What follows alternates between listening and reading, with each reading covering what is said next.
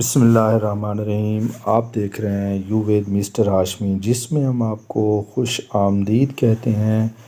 آج ہم آپ کو رشتوں میں تبدیلی کی قسط نمبر 15 کے بارے میں بتائیں گے، جس میں وہ بتاتا ہے کہ آج زبیدہ کو داخل ہوئے تیسرا دن تھا۔ اب تک زبیدہ اسی حالت میں تھی۔ ڈاکٹر نے چیک اپ کے بعد نرس کو اشارے سے پاس بلایا اور کہا کہ مریضہ کی حالت سنبھل نہیں پا رہی، تم ڈاکٹر امجد کو کال کرو اور بلاؤ۔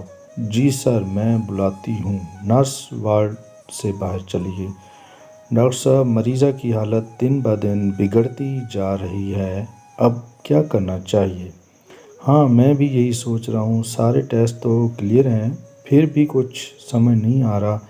ڈاکٹر آپس میں ڈسکس کر رہے تھے کہ باہر سے نرس چلاتی ہوئی اندر آئی، سر وہ مریضہ کی حالت پھر سے خراب ہو گئی ہے، چلیں آپ سب باہر چلیں۔ ڈاکٹر نے ارشد کی ساری فیملی کو باہر بھیج دیا اور پمپ کرنے لگے، مگر اب بہت دیر ہو چکی تھی۔ زبیدہ خالق حقیقی کو جا ملی تھی۔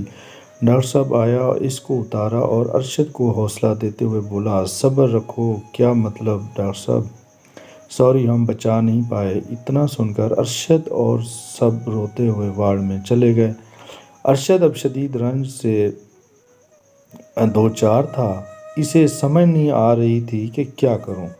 ارشد والدہ کا بہت افسوس ہوا، ایک دن سب نے ہی جانا ہے۔ جی بشیر صاحب، بس اللہ کی مرضی۔ لگ بھگ 15 دن کے بعد بشیر نے ارشد کو کال کی، ارشد صاحب جو ہونا تھا ہو گیا، اب مہربانی کر کے میرے پیسے لوٹا دیں، اور کال کاٹ دی۔ اب ارشد پہ کڑا امتحان تھا، اسے سمجھ نہیں آ رہی تھی کہ وہ کیا کرے۔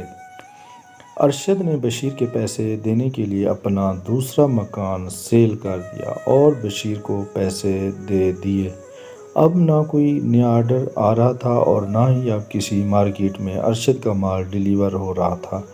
ارے سر، آپ کا مال کس طرح لے لیں ہم؟ ایک تو آپ کی کمپنی کو خسارہ جا رہا ہے اور مال بھی وقت پہ نہیں پہنچ پاتا۔ سوری سر، ہم نے کسی اور سے ایگریمنٹ کر لیا ہے۔ ارشد جو اپنے ملازمین کو مارکیٹ آرڈر لینے بھیجا کرتا تھا، اب خود کے جانے پر بھی اس کی کمپنی کا مال کوئی نہ لے رہا تھا۔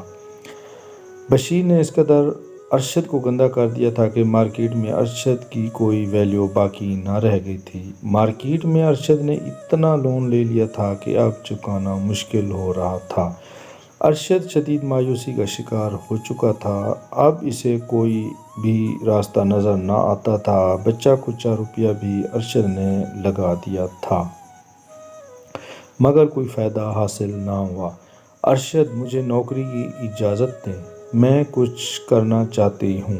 اب ارشد کی صرف ایک ہی فیکٹری چل رہی تھی، مگر بات مارکیٹ کی تھی، کوئی بھی ان کا برانڈ لینے کو تیار نہیں تھا۔ ارشد نے وہ کوٹھی بیچ کر اپنی فیکٹری کو بچایا تھا، جس پہ پہلے 24 گھنٹے کام ہوا کرتا تھا۔ آج وہ وقت تھا کہ دن میں صرف 2 گھنٹے کام ہوا کرتا تھا۔ ارشد عرشی کی بات سن کر خاموش تھا، اسے کوئی جواب دیے بغیر باہر چلا گیا۔ اب عرشی اور ارشد کا جھگڑا معمول کا کام بن گیا تھا۔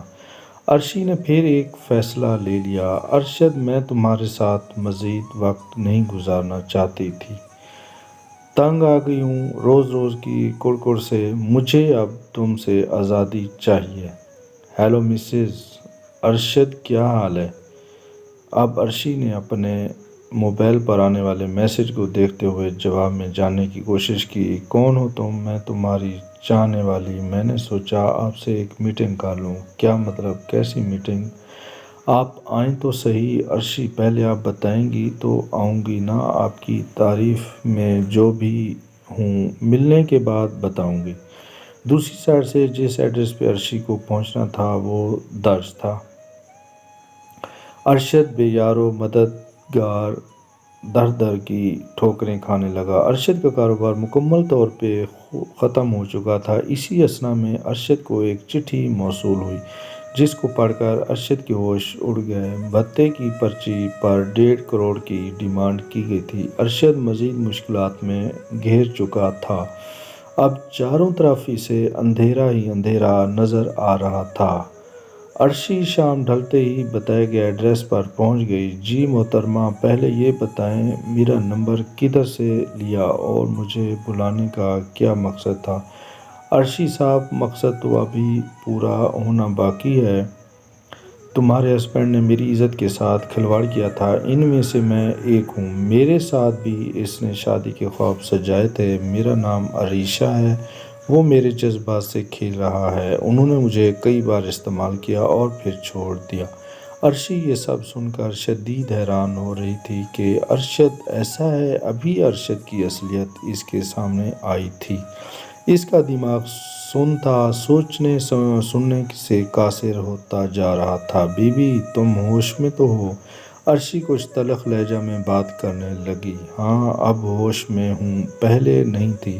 اور ایک اور بات، وہ جو بشیر ہے نا، وہ میرا ہسبینڈ ہے۔ جو کچھ ارشد نے میرے ساتھ کیا وہی کچھ تمہارے ساتھ ہونے لگا تھا، مگر تم قسمت والی ہو، بچ گئی ہو۔ خیر، میں نے اسے تباہ کرنا تھا، بس کر دیا۔ ابھی آگے دیکھو ہوتا ہے کیا۔ عورت جب انتقام پہ آ جائے تو نسلیں بگاڑ دیتی ہے، اور ایسا ہی انتقام اب عریشہ نے رہی تھی۔ امید ہے آپ کو یہ ویڈیو اور قسط اچھی لگی ہوگی۔ اگر ویڈیو اچھی لگی ہو تو اس کو لائک اور سبسکرائب کیجیے گا۔ انشاءاللہ نیکسٹ ایپیسوڈ 16 میں ہم حاضر ہوں گے۔ تب تک کے لیے خدا حافظ، اللہ حافظ، اپنا خیال کیجیے گا۔